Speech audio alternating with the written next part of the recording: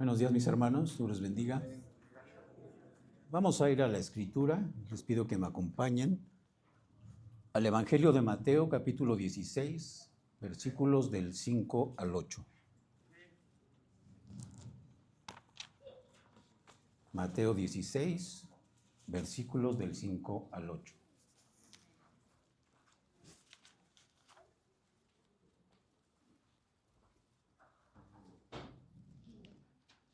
Amén, mis hermanos. Amén. Dice así la palabra de Dios.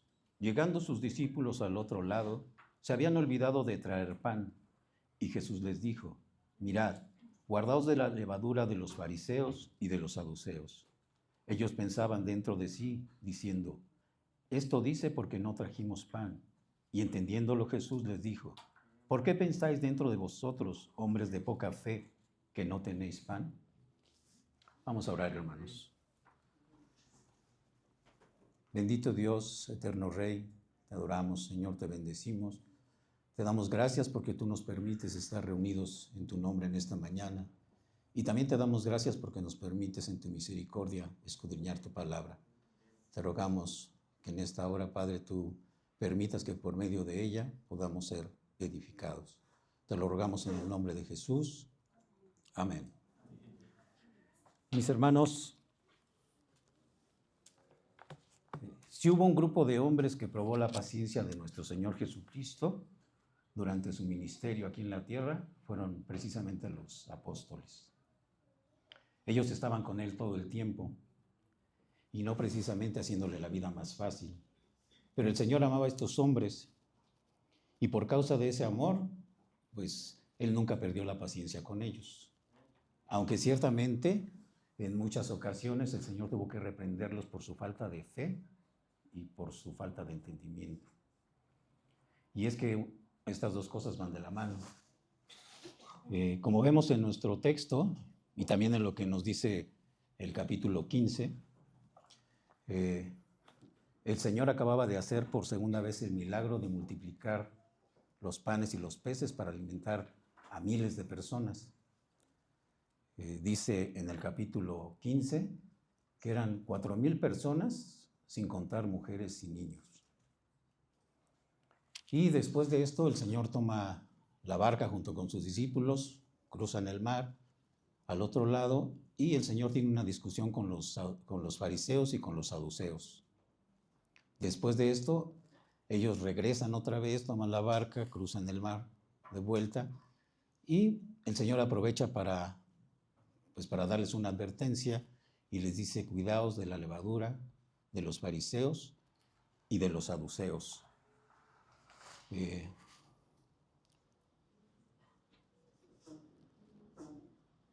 Pero dice también la Escritura que a los discípulos se les había olvidado traer pan. Esto estaba en la mente de ellos, que se habían olvidado de esto. Y cuando el Señor les hace esta advertencia, ellos lo asocian inmediatamente con esto. Y dicen en su mente, lo dice porque no trajimos pan, ¿verdad?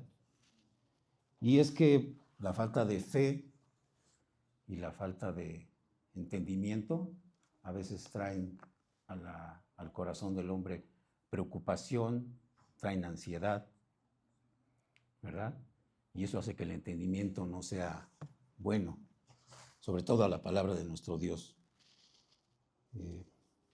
Dice también la Escritura que el Señor en ese momento les recuerda que Él acababa de alimentar a 4,000 personas y antes a 5,000. Nos dice ahí el versículo 9 y también en el versículo 10. Dice la Escritura,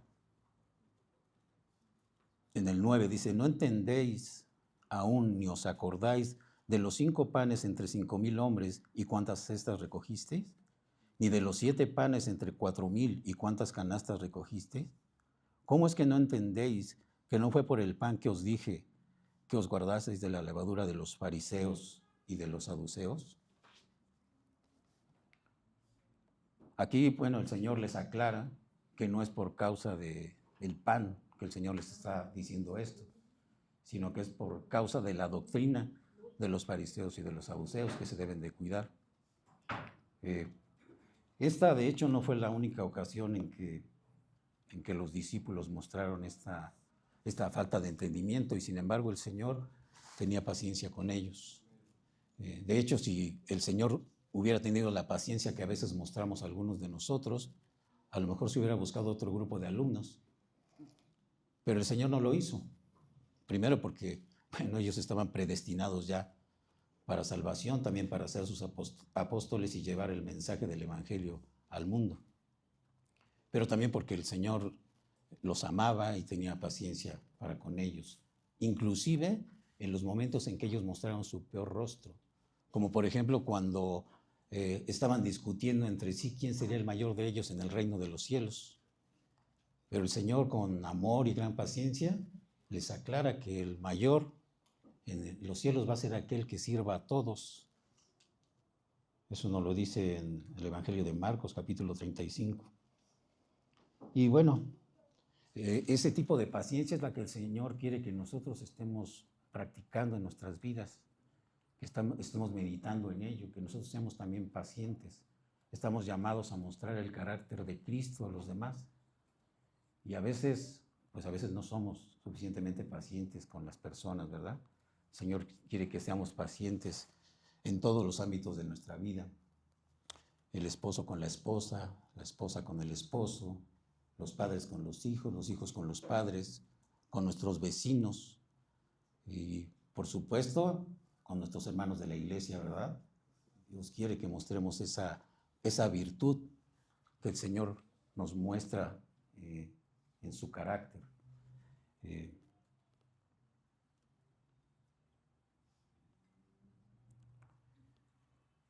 Dice el apóstol Pablo en su segunda carta a los tesalonicenses, les pido que me acompañen ahí, en el capítulo 3, versículo 5, segunda Tesalonicenses, capítulo 3, versículo 5.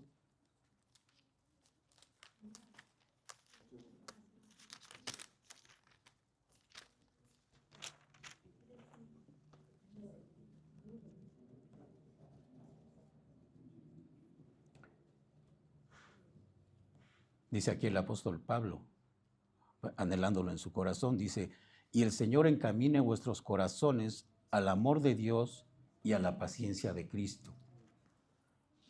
Luego también le dice a los hermanos de Colosas, en Colosenses 3, versículos 12 y 13, ahí un poquito atrás, Colosenses, capítulo 3, versículos 12 y 13.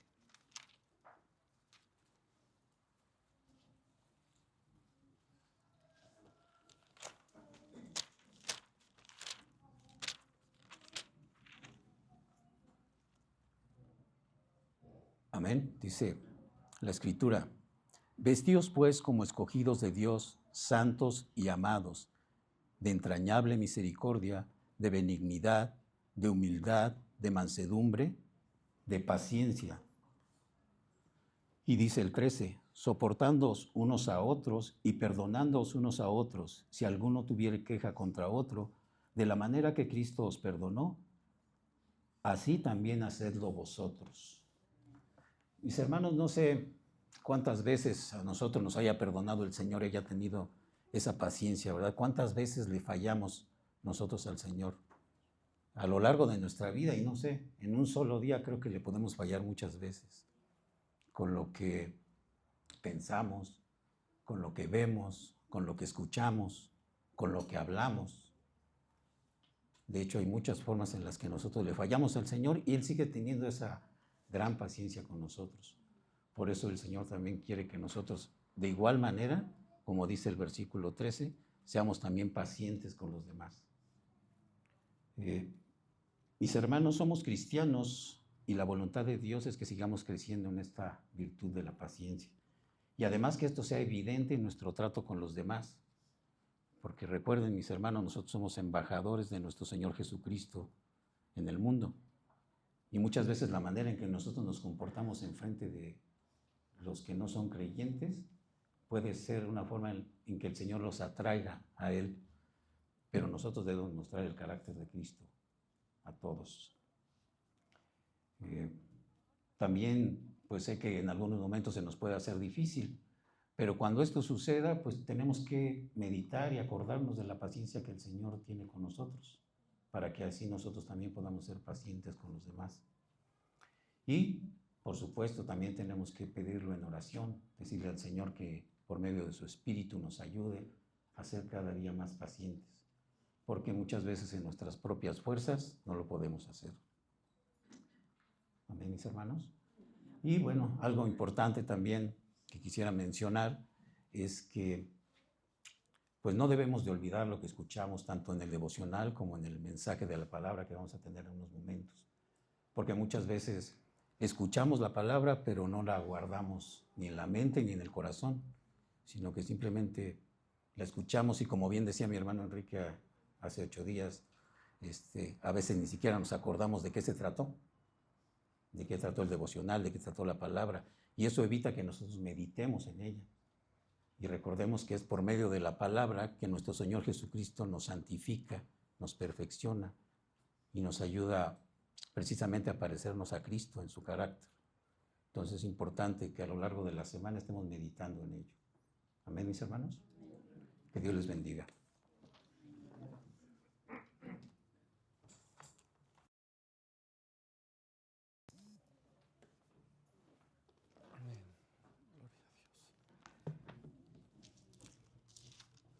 Gloria a Dios.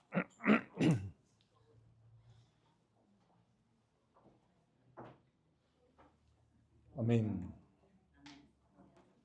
Dios les bendiga, mis amados hermanos. Buenos días. Leti, ¿me pasas por favor la Biblia parafraseada? Gracias. Hoy traje mi Biblia parafraseada, pero también mis lentes porque está muy chiquita la letra de esta Biblia.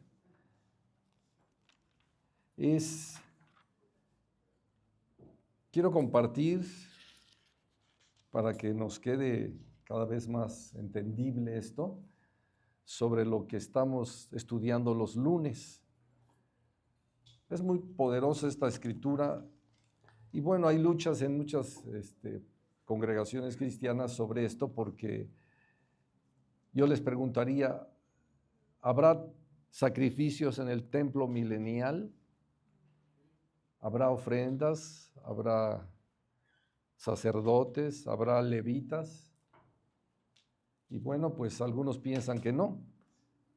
La Biblia es muy clara y Dios utiliza 8 capítulos poderosamente para enseñarnos lo que está dentro del plan de Dios para las cosas que van a venir a la tierra, gracias a Dios. Y vienen a la tierra porque vamos a regresar con Cristo a reinar en la tierra. Y por eso es importante conocer qué es ese templo bendito, ese templo milenial. Y vamos a dar lectura a la palabra de Dios. Acompáñeme al libro de Ezequiel, capítulo 45. Yo lo voy a leer con la Biblia parafraseada, ya que dice, por ejemplo, en nuestra Biblia Reina Valera, cuando repartáis por suertes la tierra en heredad, o sea, también habla del repartir tierras en heredad. No solo fue en los tiempos de Moisés o cuando Josué entró a la tierra prometida y se repartió la tierra por heredad. Aquí, claro, de una manera sobrenatural y diferente, pero este ya es el templo milenial. Si era fabuloso y en gran manera extraordinario el templo que construyó Salomón y después el que apoyó Herodes al final, pues bueno, este templo es muy diferente, diseñado directamente por Dios y hecho por el Señor, por lo que tiene grandes diferencias. Y dice, voy a leer primero en lo que tenemos Reina Valera para que nos demos una idea. Cuando repartáis por suertes la tierra en heredad, apartaréis una porción para Jehová, que le consagraréis en la tierra. Y luego vienen las longitudes, de longitud de 25,000 cañas y 10,000 de ancho, y ésta será santificado en todo su territorio alrededor. Por eso es que voy a leer la parafraseada para que veamos las medidas exactas. Y dice así: cuando dividas la tierra entre las tribus de Israel, primero darás una sección de la misma para el Señor como su porción santa. Esta porción será de 13 kilómetros, 125 metros de largo y 10 kilómetros, 500 metros de ancho. Todo este terreno será santo. Una sección de esta tierra, un cuadrado de 262 metros y medio por lado, será designado para el templo. Un margen adicional de 26 metros y cuarto alrededor del mismo ha de ser dejado libre. El templo será construido dentro de la zona de 13 kilómetros, 125 de largo y 5 kilómetros 250 de ancho. Toda esta sección será tierra santa. Será utilizada por los sacerdotes, quienes ofician en el santuario para sus hogares y para mi templo. La franja próxima a ella, de 13 kilómetros 125 metros de largo y 5 kilómetros 250 de ancho, será la zona residencial de los levitas que trabajan en el templo. Junto a los terrenos santos habrá una franja de 13 kilómetros 125 metros de largo y 2 kilómetros y 625 metros de ancho, donde se construirá una ciudad en la que cualquiera de Israel pueda vivir. 2 secciones especiales de tierra serán apartadas para el príncipe, una de cada lado de los terrenos santos y de la ciudad contiguas a estos de largo, y sus límites al este y oeste serán iguales a los de las secciones triviales. Esta será su parte. Oremos a nuestro Dios. Padre celestial, bendito Dios del universo, alabado y exaltado sea tu nombre, Dios eterno, Rey soberano, Dios único y verdadero, omnipotente, omnisciente, omnipresente. Te adoramos, te exaltamos y glorificamos tu nombre, Señor. Te damos gracias en esta mañana que nos permites involucrarnos directamente en la palabra bendita de Dios, tu palabra viva, tu palabra que es la única que santifica el alma. Guárdanos y santifícanos en tu verdad, Dios mío, tu palabra es la verdad. Rogamos, Espíritu de Dios, que nos des revelación divina, que nos permitas, Señor, entender esta poderosa porción de tus preciosas palabras que das al tiempo que está por venir, y que estemos, Señor, entendiendo y conociendo las cosas conforme a lo que tu palabra enseña. Te lo pedimos, Dios eterno, en el nombre bendito de nuestro Señor, nuestro bendito Salvador Jesucristo. Amén. Amén, aleluya. Como veíamos desde un principio del capítulo 40, para que vayamos avanzando un poquito más y conociendo, en el capítulo 40 nos dice la Escritura que en el año 25 del cautiverio, quiere decir que se encontraba Ezequiel en cautiverio y ya llevaba 25 años. Después, 14 años después, ya ya Jerusalén había sido destruida y ya estaban todos cautivos. Por eso dice así: al principio del año, a los 10 días del mes, a los 14 años después que la ciudad fue conquistada. En aquel mismo día vino sobre mí la mano de Jehová y me llevó allá.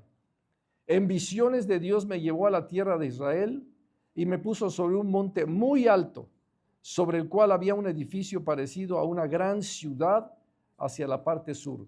Cuando leemos la palabra sobre lo que es el templo milenial, nos damos cuenta que es sumamente extenso, amplio. Yo les había comentado casi 170 kilómetros cuadrados de porción de terreno. Y cualquier persona pudiera decir, ¿dónde va a caber hoy ese lugar? Si por más que veamos, tomando en cuenta lo que es la parte que los musulmanes tienen, que es la mezquita de Omar, y la parte occidental que la tiene Israel, diría uno, no cabe allí todos esos kilómetros. Lo extraordinario es de que precisamente el templo milenial es un diseño exclusivo de Dios. Pero si lo reveló de una manera sobrenatural a Ezequiel, con medidas exactas, la Biblia nos enseña que un ser espiritual, un ser resplandeciente, está con él y le está guiando. Y en otras porciones de la Escritura, directamente Dios le sigue dando las medidas. ¿Por qué es tan importante? Bueno, primeramente vemos que es un monte muy alto. Y ahora el templo va a ser muy diferente. Y con diferentes anillos, y estoy hablando de unas superficies muy amplias, anillos de cómo van a ir habitando, primero en los primeros anillos los sacerdotes, después la ciudad, en el tercer anillo el príncipe con todos los suyos, y después ya lo que es las tribus distribuidas generalmente y no precisamente como estuvieron distribuidas en el Antiguo Testamento, sino nos enseña aquí que una parte sur está precisamente Judá y Benjamín, los que permanecieron más tiempo y que estuvieron tomados de la palabra más tiempo que las 10 tribus del norte. Ahora, ¿es importante para la iglesia? Sumamente importante, ya que la Biblia nos está enseñando que va a haber precisamente en el templo milenial cosas muy importantes que debe conocer la iglesia. Hoy muchos de la iglesia precisamente no conocen lo que fue el templo, primeramente el tabernáculo, no conocen cómo era el desarrollo o desenvolvimiento de los sacerdotes, de los levitas, cuál era la labor que tenía cada quien, cuál era la razón por la cual se ofrecían los animales engordados, machos de 1 año y limpios, cuál era la causa por la cual en este momento también Dios nos está revelando que eso va a suceder. Y mucha iglesia no va a entenderlo. Créanme, no va a entenderlo. ¿De qué te va a servir tener una corona de justicia si no vas a poderte acercar al Señor? Se van a acercar los que conocen. Por eso la palabra lo dice. Miren, primero vayan conmigo a Apocalipsis capítulo 1.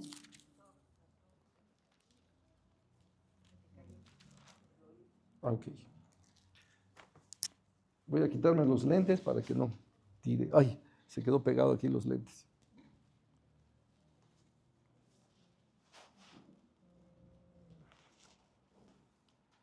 Apocalipsis capítulo 1. Voy a ir allí.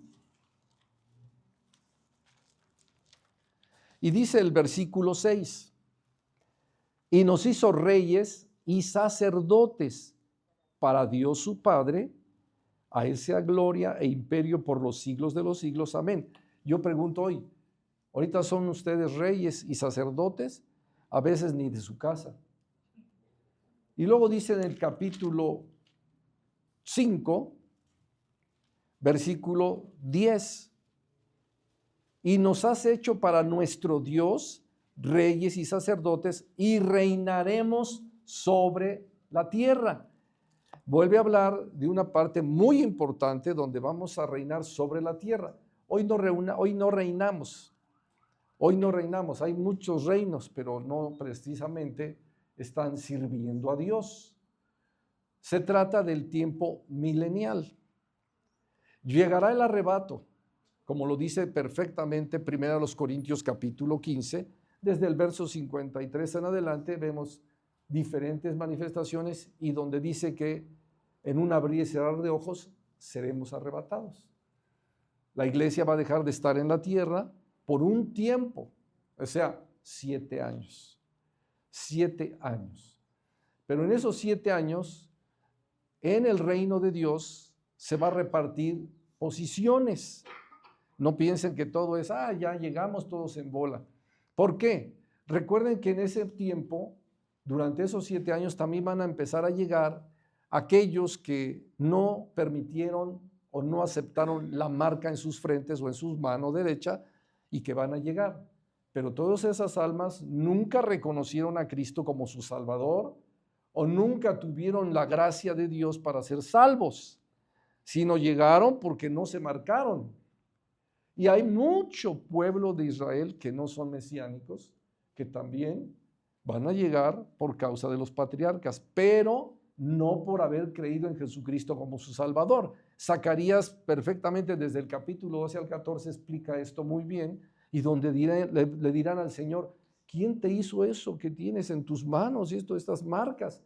Y Cristo les va a decir: en la casa de mis hermanos me lo hicieron. Pero ya allí realmente no es porque hayan creído en Jesucristo como su Salvador. Y todos esos millones de gentes, que son bastantísima gente, va a estar en el milenio, pero no de la misma manera que muchos otros. Ahora, si en toda esta ciudad tan enorme, tan grande, tan especial, imagínense en la parte más alta del templo, es básicamente la parte más, ahora sí que un rectángulo perfecto, más bien un cuadrado perfecto es el templo, y es muy amplio. Pero después viene otro aro de ciudad, otro grande, así como un anillo, pero es muy amplio, donde están los sacerdotes, la habitación de sacerdotes. Y vas bajando, porque es un monte muy amplio, y en ese otro aro grandísimo está el príncipe. Y después de otro aro grandísimo, los atrios. Y otro ya aro donde va a empezar a subir. O sea, va a haber escaleras para acercarse a la presencia de Dios. Las primeras van a ser 7, luego 8, luego 10. O sea, no es tan fácil acercarse a la presencia de Dios aún en el milenio. Y decimos, ¿por qué no? Si ya precisamente nos anuncia la Biblia que ya no es una tela como en el Antiguo Testamento, o un velo que cubría el lugar santo del lugar santísimo. No, ahora son puertas y tienen su cerradura. Y si la Biblia dice que cuando Ezequiel se asomaba y veía el lugar santísimo, ya tampoco veía un arca, sino ahora es la presencia de Dios, la presencia. Y es importante entender esto por una razón. Dice el capítulo 45, cuando repartáis por suertes la tierra en heredad, apartaréis una porción para Dios, que es precisamente toda la parte superior de esta enorme montaña, que le consagraréis en la tierra, de longitud de 25,000 cañas y 10,000 de ancho, y esto será santificado en todo su territorio alrededor. Ese lugar es un lugar santificado, no por hombres, sino por la santidad de Dios. La presencia que inmediatamente manifiesta ese lugar de lo más alto, y donde no cualquiera va a entrar. No porque estén vigilantes en las puertas o en las entradas o en el camino, sino precisamente por lo que demanda esa área: santidad. ¿Se acuerdan que en el Antiguo Testamento el sumo sacerdote se ponía una diadema de oro para poder entrar al lugar santísimo? Y tenía esa diadema una descripción que decía: santidad a Dios. Ahora ya esa diadema no es necesario. Ese lugar ya es santificado, y se van a acercar solamente los que están santificados. Entonces no es un lugar para que todo el mundo pueda entrar como si nada, o como si fuera un museo. No, no es así. Es la presencia de Dios la que se va a manifestar allí. La práctica que se lleva aquí en la tierra precisamente es para saber exactamente qué lugar te corresponde. La Biblia nos enseña y dice así, verso 2, de esto será para el santuario 500 cañas de longitud y 500 de ancho el cuadro alrededor, y 50 codos en derredor para sus ejidos. Quiero que piensen por un momento. Ezequiel, ni siquiera cuando llegó a su edad de poder servir en el templo, lo pudo hacer. No pudo por una razón: ya no había templo y él estaba en cautiverio. Se encontraba en Babilonia.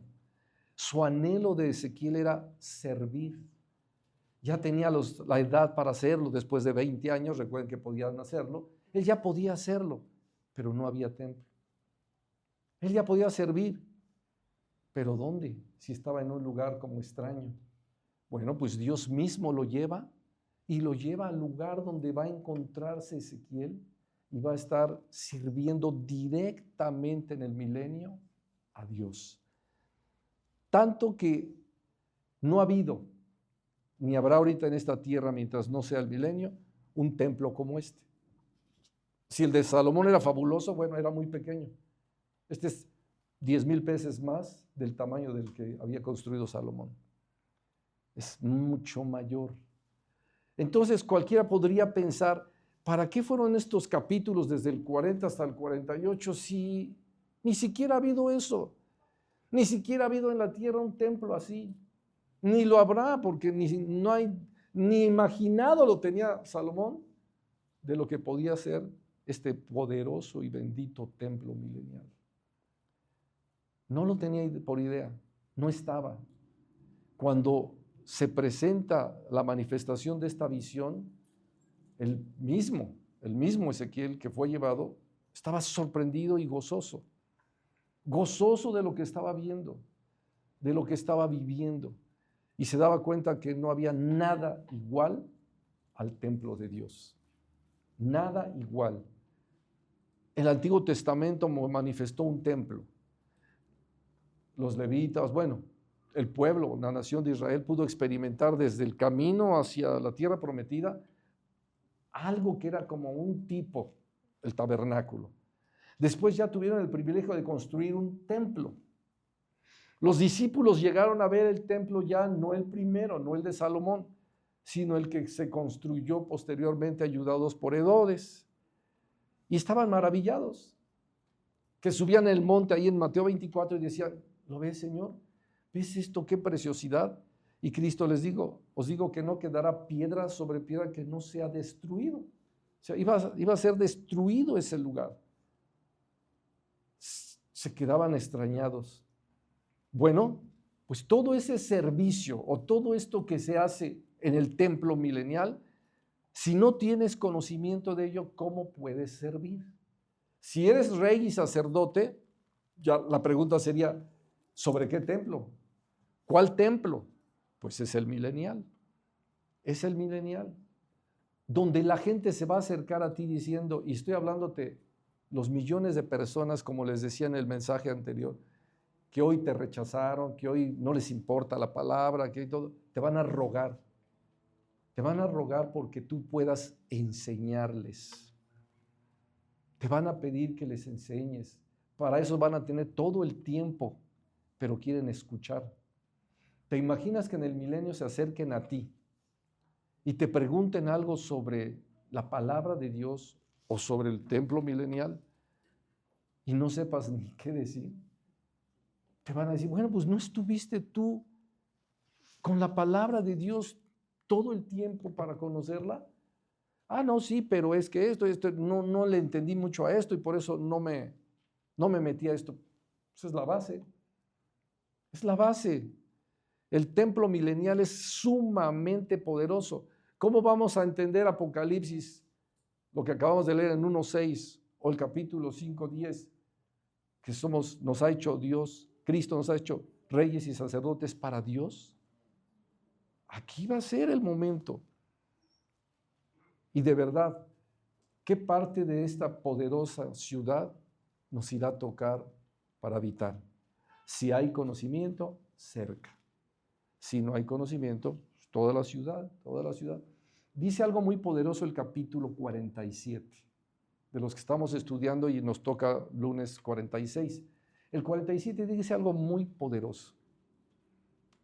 Hay mucha agua, pero es un agua muy diferente. Mucha agua. Ahora que ha habido estas lluvias, a mí me gustan mucho las lluvias. Bueno, yo me gozo cuando veo cómo corre el agua, cómo corre, que hay agua en abundancia, en poderosa bendición. No sé tú qué prefieras, la sequía o la abundancia de agua. Bueno, aquí va a haber abundancia de agua, pero te preguntas, ¿cómo en ese lugar, hoy un territorio donde Ha sido bendecido Israel para formar y traer agua de muchos lugares y del agua del mar tener equipo para poderla desalinizar y hacerla agua potable. Y eso ha sido maravillas. Y que ahora tengan tanto sembradío en lugares que eran secos y desiertos. Hoy si te hablan del mar muerto, es un mar muerto. ¿Por qué? No hay peces, no hay nada de eso y es pura sal, así caminas entre la sal y todo.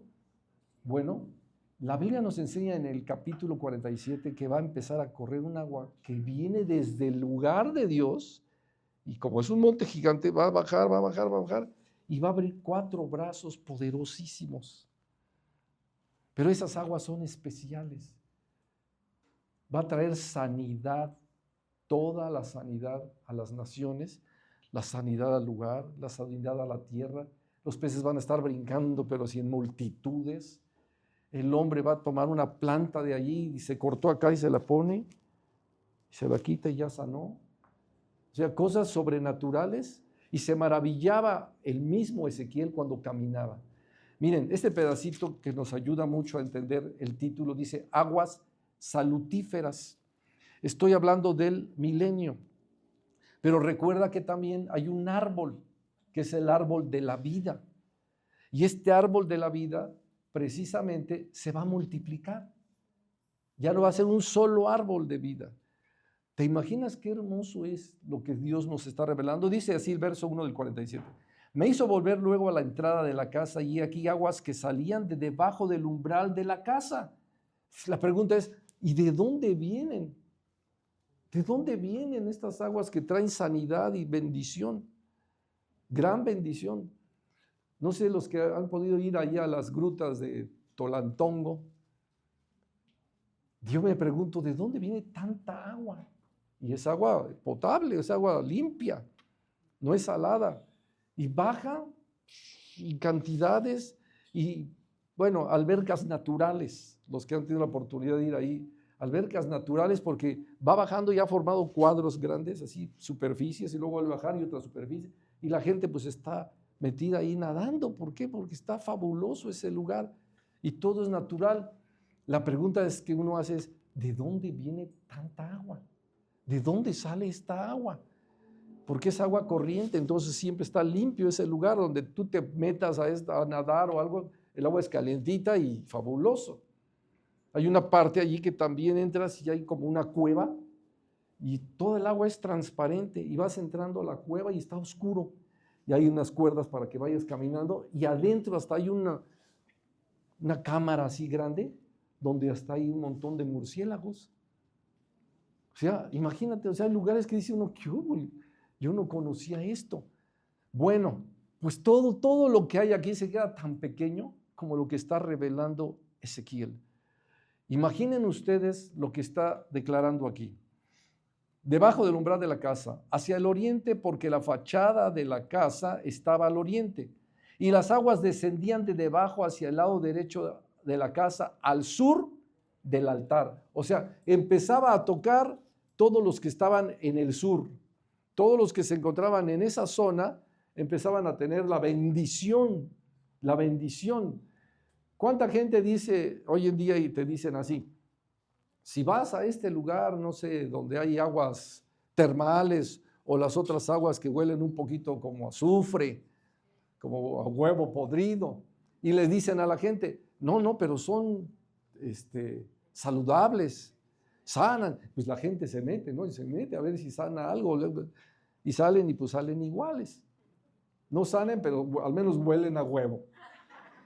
Pero salen iguales. Entonces, pero es el deseo que la gente tiene de entrar a unas aguas donde sin problema entras y salgas nuevo.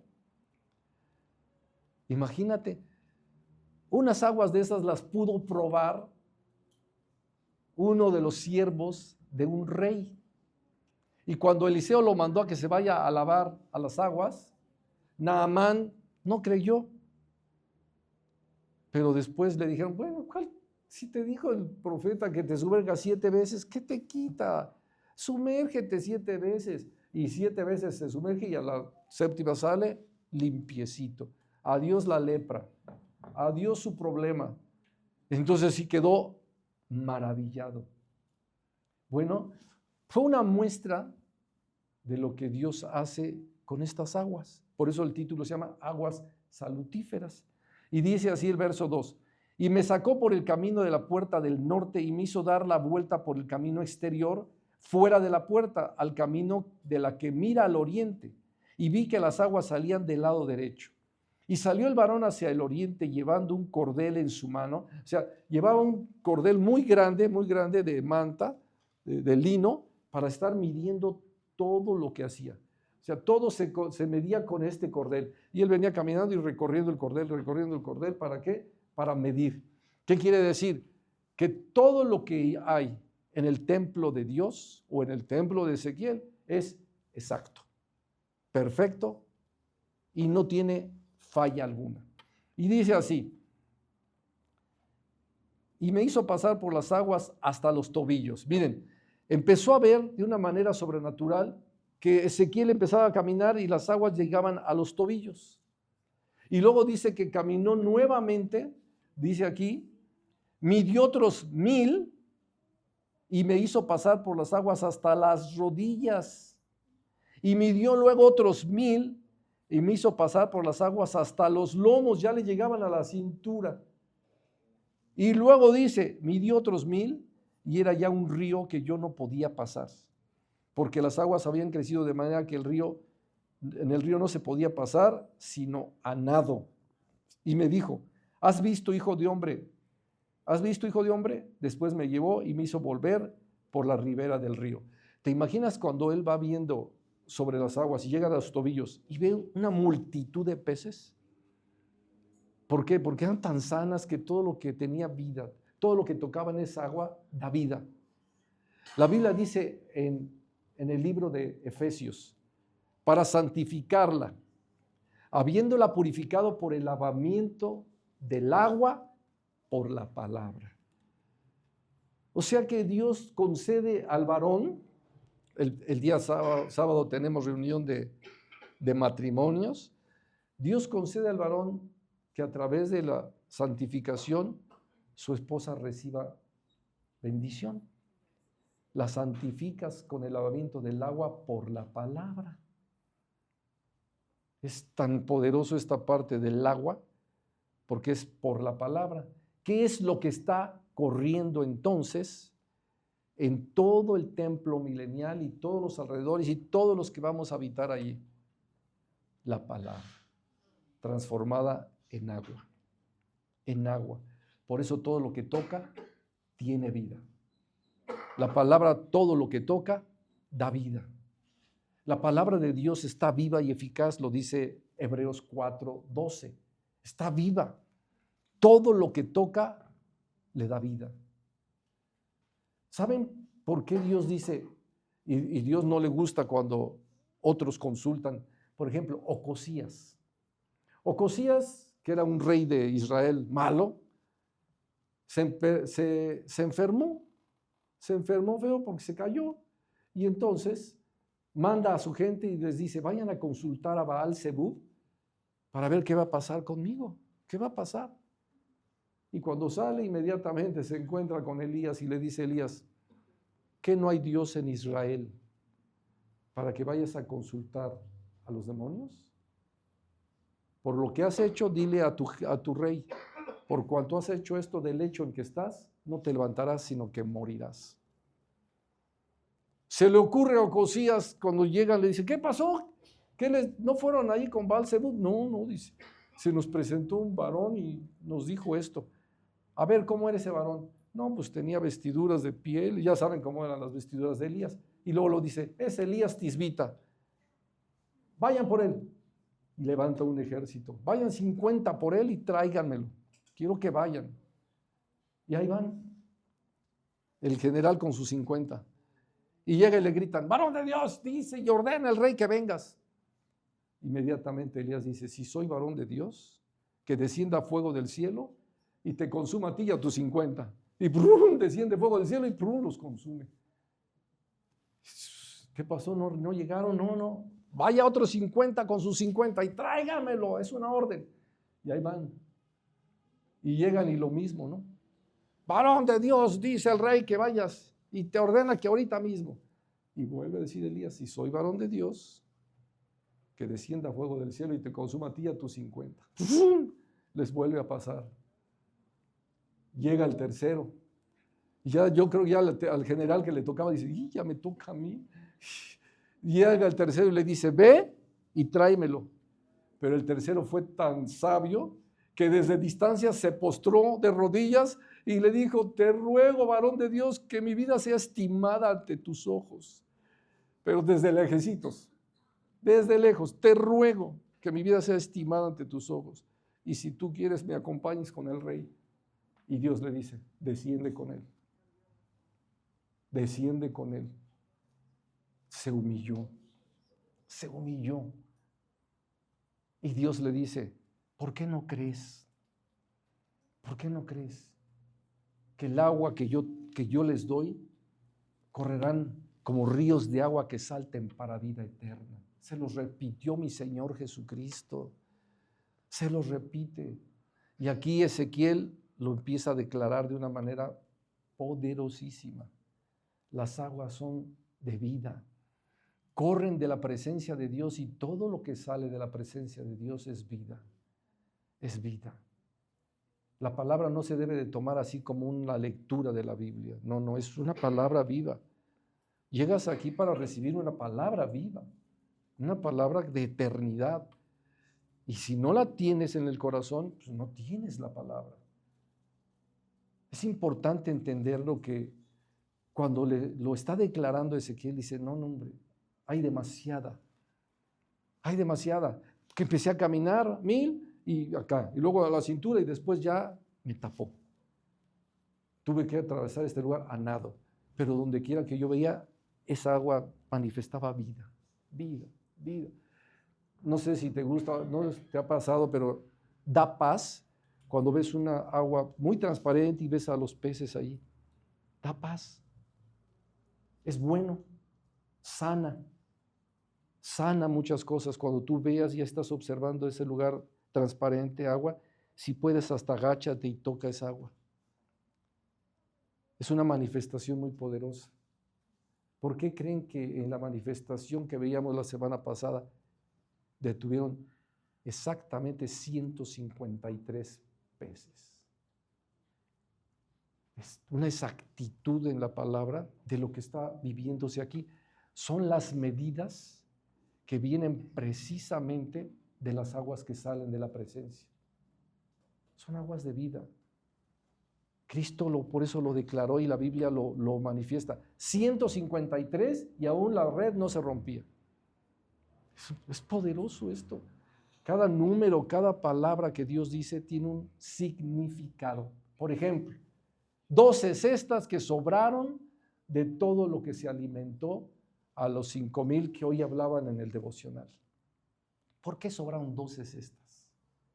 Porque manifiestan las 12 tribus que representan el mundo. El mundo. Y dice Dios, tendrás siempre para comer. Te vas a saciar y no te va a faltar. Por eso me guardé 12 cestas. Sí, mucha gente lo lee, pero pasa por encima de ella. Todo tiene un significado. Los mismos discípulos, cuando dice el Señor, pues no recuerdan las 12 cestas, andan sin entendimiento, les dijo, sin conocer. Cuando tú te desesperas y que no sé qué va a hacer de mi vida y qué va a pasar, no estás creyendo a la vida. Nosotros hemos recibido vida. La vida está en la palabra.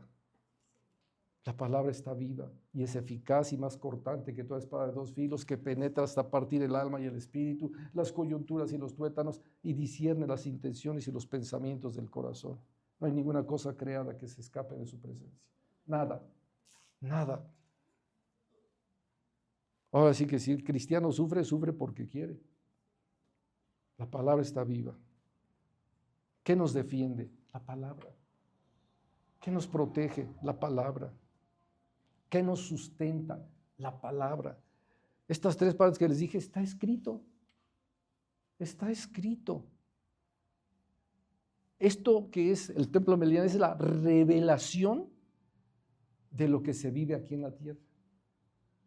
Y por eso, pues, la Biblia nos enseña, muchos no van a estar muy cerca.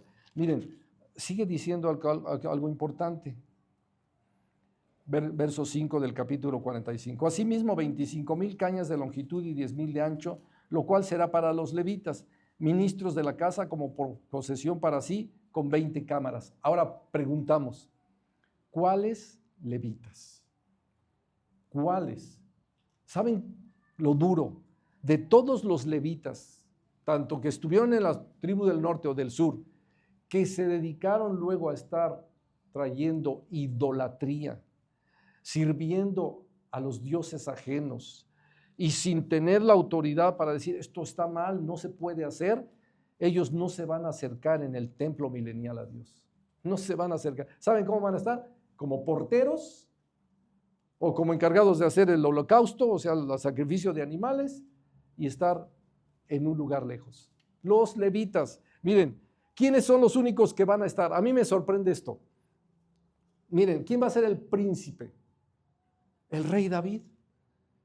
Y decimos, ¿cómo va a ser el príncipe el rey David si ya ni está?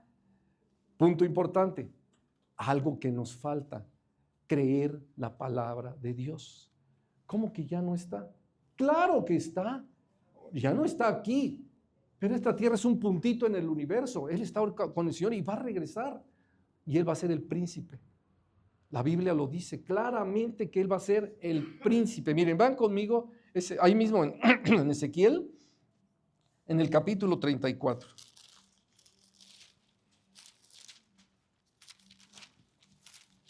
Capítulo 34 de Ezequiel, en el versículo 20. En el versículo 23. Y levantaré sobre ellas a un pastor, y él las apacentará a mi siervo David. Él las apacentará y él les será por pastor. Ahí mismo en el capítulo 23. Vamos a regresarnos un poco.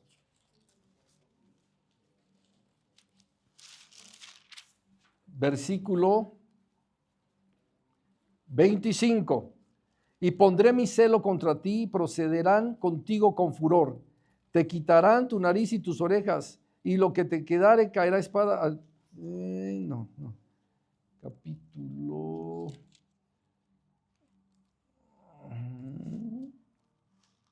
No es aquí, es 37, perdón. Capítulo 37, versículo 25, sí, ese sí es. Habitarán en la tierra que di a mi siervo Jacob, en la cual habitaron vuestros padres. En ella habitarán ellos, sus hijos y los hijos de sus hijos para siempre. Y mi siervo David será príncipe de ellos para siempre. Será príncipe de ellos para siempre. Isaías capítulo 55.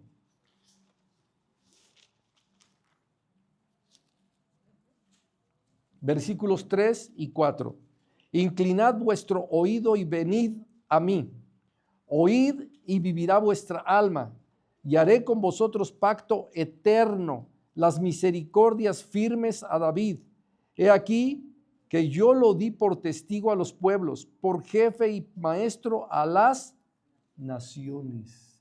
Ya no nada más a Israel, sino a todos. Y cuando la gente no entiende lo que es el milenio, dice, ¿y dónde?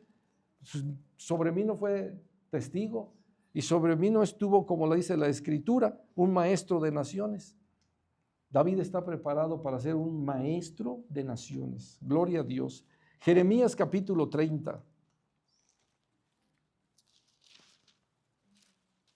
Versículos 8 y 9. En aquel día dice Jehová de los ejércitos, yo quebrantaré su yugo de tu cuello y romperé tus coyundas, y extranjeros no volverán más a poner en servidumbre, sino que servirán a Jehová, su Dios, y a David, su rey, a quien yo les levantaré. ¿Qué quiere decir? ¿Está David? Sí, sí está David. Sí está. ¿por qué nosotros no entendemos que ahí está? Y David hace una cosa. La Biblia nos dice que Dios va a levantar a un sacerdote que fue fiel, Sadoc. Sadoc y sus hijos. O sea que el ser fiel a Dios aquí en la tierra trae respuesta, sí. Y trae respuesta para la eternidad, no para tu vida aquí de 80 o 90 años, no. Trae la vida para la eternidad. Si hoy fuéramos arrebatados, ¿cómo nos tocaría o dónde nos tocaría?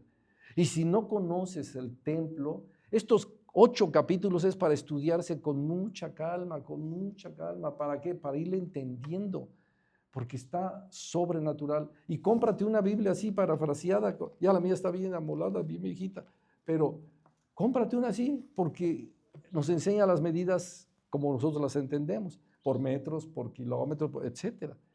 Porque muchas cosas que nos dice aquí, por ejemplo, 1000 cañas, 10,000 esto, no le entendemos. Y es bueno entender para saber bien las superficies que se van a tener. Dice la Escritura algo muy importante. Miren, vayan conmigo, yo estoy en este pasaje estudiándolo entre semana y me gustó mucho. Estoy en Primera de Crónicas, en el capítulo, no me acuerdo si es 28 o 29, ahorita les digo. Pero dice así, primero en el 28, David comenta esto. Está ya viejito y levantando a su hijo Salomón como rey.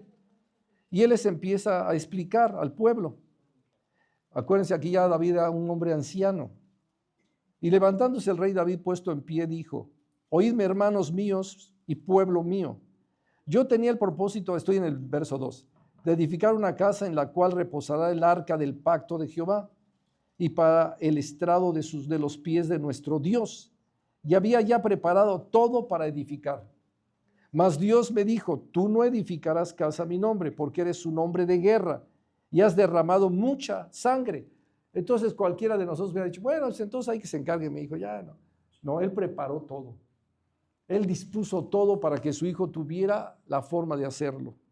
Y entonces dice la Escritura, verso 12 ahí mismo: asimismo el plano de todas las cosas que tenía en mente para los atrios de la casa de Jehová, para todas las cámaras alrededor y para las tesorerías de la casa de Dios y para las tesorerías de las casas, de las cosas santificadas. Miren, David dice algo muy importante.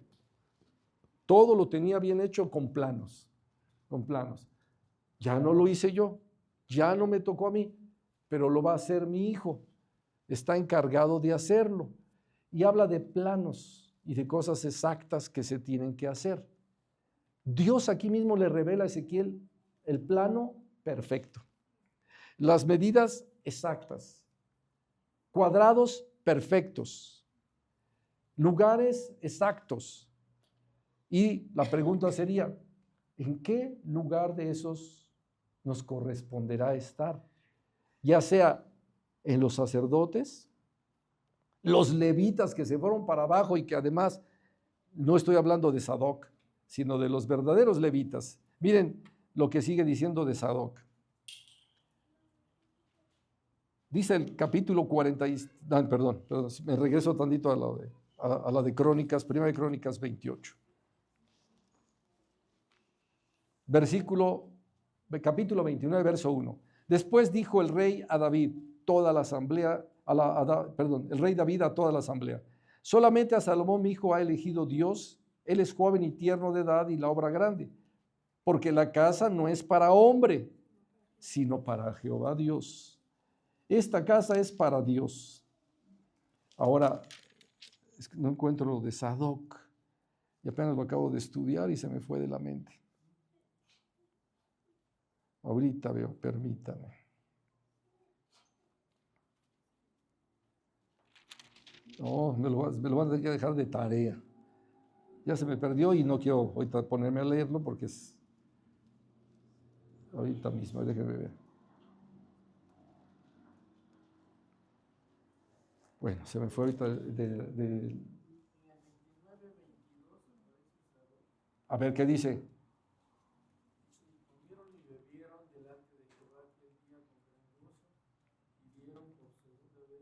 la investidura del reino a Salomón, hijo de David, y ante Jehová le ungieron por príncipe y a Sadoc por sacerdote. Y a Sadoc por sacerdote. Y decimos, y a Sadoc por sacerdote. ¿Cómo es posible que a Sadoc fue por sacerdote si ya no está? ¿Cómo aparece ahora en el templo milenial? Porque Sadoc no está aquí en la tierra, pero sí está. Y es lo que mucha gente no entiende de la vida eterna. Sí, no estás en la tierra, pero sí estás. Sí estás. Si por ejemplo dijéramos aquí, se va a ir Jorge López a vivir a Canadá. Ya no está aquí. No, sí está, pero está en otro lugar. Y lo entendemos porque decimos, se encuentra en Canadá. O Edgar se fue a los Estados Unidos. Ya, ¿está dónde está? En Estados Unidos. Ah, ahí está. ¿Y lo podemos visitar? Sí. Bueno, ¿podemos visitar a David? Sí. ¿Podemos visitar al sacerdote, al sumo? No es sumo sacerdote, es sacerdote. Ya el sumo sacerdote ya no existe en el templo milenial porque es Jesucristo. Él es el sumo sacerdote. Entonces Sadoc es un sacerdote, pero es de los que están allí, y un príncipe que es David. O sea que quiere decir que no le vas a dar clases ni a Sadoc ni a David. No les vas a dar clases. Entonces, ¿a quién vas a instruir? A los que no están muy cerca. Los que están cerca, no, ellos ya están preparados. Entonces dices tú así, yo ya estoy preparado. ¿O no estás preparado? Es importante que no nomás el domingo tengamos una lectura, una presencia, sino entre semana repases, lo estudies, veas y entiendas los significados. Porque los que están privados de la posesión, miren, Primera de Reyes, los privados, vamos a ver los que están privados de la posesión del reino. Primera de Reyes en el capítulo 21, la Biblia nos enseña de uno que de verdad fue tremendo. Aquí también la Biblia lo va a decir, miren. ¿Se acuerdan de Acab y la viña de Nabot? Los que ya conocen bien la escritura, se acuerdan que estaba de caprichoso Acab y se le antojó lo que era la tierra, la viña de su vecino de a un lado, que era Nabot. Y él fue y le dijo, oye, te la compro, dame el precio y te la compro, o te la cambio por otra tierra. Pero Nabot decía, no, ¿cómo voy a perder la heredad que Dios me dio? Y entonces fue todo triste, enojado, y estaba todo ahí caprichoso, sentado que no quería comer, y llega la señora que era una bruja, era Jezabel. ¿Por qué está triste y enojado el rey? No, es que Nabot no me quiso vender. Ah, no te preocupes. Y entonces lo manda a matar. Y se muere Nabot y el otro llega y se adueña de ese lugar. La Biblia dice aquí, regresen tantito al capítulo 45 de Ezequiel, y dice así, verso 8 y 9. Esta tierra tendrá por posesión en Israel y nunca más mis príncipes oprimirán a mi pueblo y darán la tierra a la casa de Israel conforme a sus tribus. O sea, ya no va a haber esa opresión de príncipes. Ya no, dice Dios, nunca más. Así ha dicho Jehová el Señor, basta, oh príncipes de Israel, dejad la violencia y rapiña, haced juicio y justicia, quitad vuestras imposiciones de sobre mi pueblo, dice Jehová el Señor. O sea, con qué facilidad le quitaron a Nabot su viña y no pasó nada. Lo mataron y todo, y el otro se fue a tomar posesión. Pero Dios lo vio. Vean otro, Números, el libro de los Números, capítulo 36. Números 36.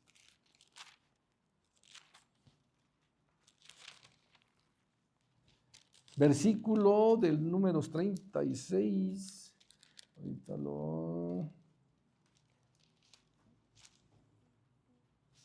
Versículo 7. Para que la heredad de los hijos de Israel no sea traspasada de tribu en tribu, porque a cada uno de los hijos de Israel estará ligado a la heredad de la tribu de sus padres. O sea, no hay de que te quita la posesión o todo esto. Si es un extranjero, se lo puedes dejar un tiempo y después llega el tiempo del repartimiento, que aquí va a ser de 7 años, te lo tiene que regresar. No es ni siquiera como el año del jubileo, que son 50, y aquí te lo regresa. En el tiempo milenial no puedes traspasar, porque lo que te tocó, ahora sí como dice, te tocó, no te lo quitan. Imagínate, por ejemplo, cuando tú tenías 5 años, ¿quién conoció la monedita de 20 centavos que era así de cobre? No, la de 20 centavos, la de 20, que tenía un sol, exactamente. Bueno, ¿y hoy quién las tiene todavía? Las guardan nada más. ¿Para qué las tienes, por ejemplo, mi hermano? Como un recuerdo. Si con esta te puedes comprar algo, no puedes comprar. Yo me acuerdo que cuando yo tenía 20 centavos en la mano de esos, hombre, era un buen dinero. Alcanzaba muy bien, cuando estaba yo en la primaria, nos alcanzaba para el Boing, para una torta y para la paleta. 20 centavos. No, pues ya el que tenía 20 centavos en la bolsa, no, hombre, el billete tampoco no es carito. Y 20 centavos, el Boing, la paleta y mi torta. Órale. Hoy 20 centavos, bueno, ya ni existen. Y dice uno, ¿por qué ha cambiado todo esto? ¿Por qué ha cambiado? Y dice uno, por la inflación. Hay mucha inflación. Pues la Biblia dice que en el tiempo milenial no hay nada de eso. No hay nada de eso. En el tiempo milenial, dice la Escritura, miren cómo dice así. No hay de que cambió, de que subió, de que bajó. Dice Dios que cada uno será de acuerdo a su medida, a su precio, a su valor. Todo tiene su valor. Ahorita les digo dónde lo vamos a leer. Miren, primero vayan conmigo a Ezequiel 43.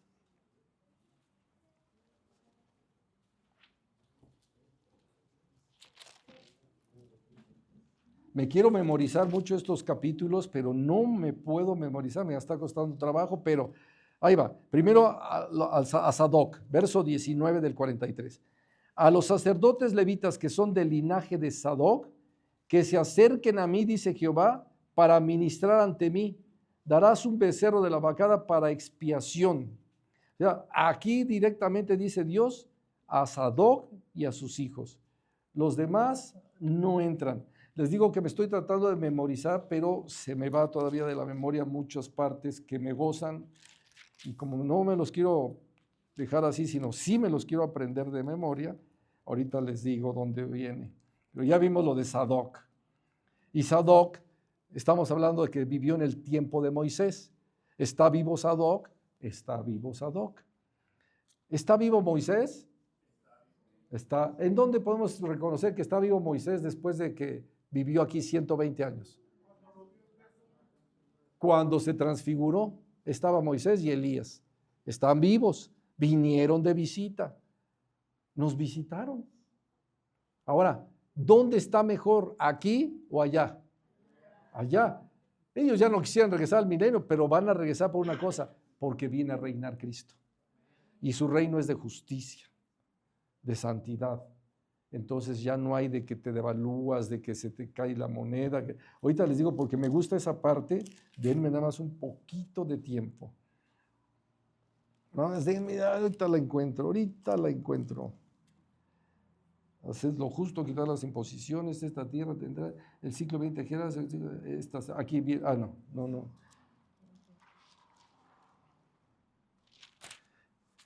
Luego digo, voy a anotarlos, pero digo, no quiero anotarlos, tengo que grabármelos de memoria. Pero ya se me perdió. Pero ven, las balanzas justas, dice el Señor en el capítulo 45, dice así el versículo 10, balanzas justas, efa justo y bato justo tendréis. Aquí está, pues miren, aquí está. El efa y el bato serán de una misma medida. el bato tenga la 10ª parte del homer y la 10ª parte del homer el efa. La medida de ellos será según el homer. Ahí está. Pero se los voy a leer con la Biblia parafraseada. Préstame mis lentes, por favor. ¿Sí me dan tiempo? ¿Me dan tiempo o no me dan tiempo? Bien. Ahora el 45, versículo 10. Deben emplear unas balanzas justas y medidas justas. Un homer, 240 litros, será su unidad de medida reguladora, tanto para las medidas líquidas como las sólidas. Las unidades más pequeñas serán el efa, 24 litros para sólidos, y el bato, 24 litros para líquidos. La unidad de peso será la moneda de plata, 12 gramos. Siempre debe ser cambiada por 20 jeras, nunca menos. 5 monedas serán valuadas a 5 monedas y no menos. Y 10 monedas a 10 monedas. 50 monedas siempre igualarán una mina. ¿Ya ven qué es actitud? Aquí no hay de que, se cayó, se perdió, que cayó la moneda, que se devaluó, que el dólar, que nada. Dice Dios, siempre serán eso. O sea que tú puedes ahí guardar y siempre será esa misma cantidad. Esa mismo que iniciaste, así los 1000 años serán todo igualito. Y bueno, nos sigue enseñando la palabra de Dios algo también importante, que es precisamente el habitar en el templo milenial, la exactitud. Con esto voy a ir a terminar, ojalá que les haya ayudado un poco y si no sigan tomando los estudios, porque quise abarcar así mucho, pero ¿ustedes creen que todos los que vienen de abajo, y estoy hablando así de abajo, los que están en la tierra, porque va a haber en el templo milenial, va a haber mucha gente del mundo, muchas, multitudes, los que van a quedar de la gran tribulación, ahí van a quedar, se van a estar multiplicando. Los que estamos en el templo milenial vamos a estar viendo cómo nacen, se reproducen y se mueren. Va a haber muertes de niños, como a la fecha. En el templo milenial no hay eso. Se va a estar viendo toda esa situación que está sucediendo en el mundo. Esto fue el plan desde un principio, que reine Cristo en su lugar. Pero como todavía en ese tiempo milenial hay mucha gente fuera, acuérdense que la Biblia dice en Apocalipsis 20, y después de los 1000 años será desatado Satanás y subirá para engañar a Gog y a Magog, o sea, multitudes. Y entonces vendrá la destrucción y entonces ya descenderá del cielo la tierra, precisamente la nueva Jerusalén. Pero eso ya después del milenio. ¿Qué quiere decir? Después de haber reinado con nuestro bendito Señor 1000 años. Esto es lo que es primero, el milenio. Y en ese milenio, los que hoy se preparan para enseñar, podrán enseñar. Recuerda que es muy importante la preparación. ¿Por qué? Porque en el reino de Cristo ya no hay de que el hombre y la mujer. Y entonces, ¿cómo va a ser la diferencia con los de afuera? Que sí va a haber hombre, mujer y todo. Eso no lo dice los 8 capítulos, no se los puedo explicar. Pero algo va a ser. Allá se va a estar viendo todo eso como una humanidad actual y nosotros en un reino milenial con una situación diferente, cuerpos glorificados. Es emocionante eso, de verdad es emocionante. Aguas salutíferas. ¿Qué quiere decir? A lo mejor ellos dicen, vamos con el médico que está allá para ver si nos puede atender. ¿Sabes una cosa? No se pueden meter a las aguas salutíferas. Ninguno de los que están en el reino terrenal. Se junta el reino celestial con el reino terrenal, el reino de justicia con el reino de injusticia. En el templo de Dios todo es santidad y nada profano puede entrar, nada profano. ¿Saben cómo va a ser la entrada para que ellos vengan al sacrificio? Todo el que no venga al sacrificio, y estoy hablando humanidad terrenal se queda sin bendiciones. ¿Qué quiere decir? Se puede morir de hambre, de enfermedades, de todo. Entonces, claro que van a venir en multitudes. Pero como no pueden entrar más allá, si entran por el sur, salen por el norte. Si entran por el norte, salen por el sur. No pueden pasar más allá. En cambio, los que están arriba, tú entraste por el sur, puedes salir por el sur, tú entraste por el norte, puedes salir por el norte. O sea, hay una gran diferencia. Una gran diferencia. ¿Dónde se va a vivir? En el reino celestial. Por ejemplo, te quiero decir algo para que tú veas cómo es una realidad. Si hoy se mete una persona por primera vez y se mete a la iglesia y escucha este mensaje, se duerme, porque no entiende absolutamente nada, cero. Y si tú le preguntas, oye, ¿qué dice Juan capítulo 1? Pues no vas a ver, porque es un reino terrenal. Aquí se vive un reino celestial. ¿Por qué? Porque es la palabra la que está transformando. Imagínate en el milenio, con la presencia de Cristo. Es muy diferente, totalmente diferente. Tienes que tener la palabra en el corazón, en el corazón. Aprende a memorizar la palabra.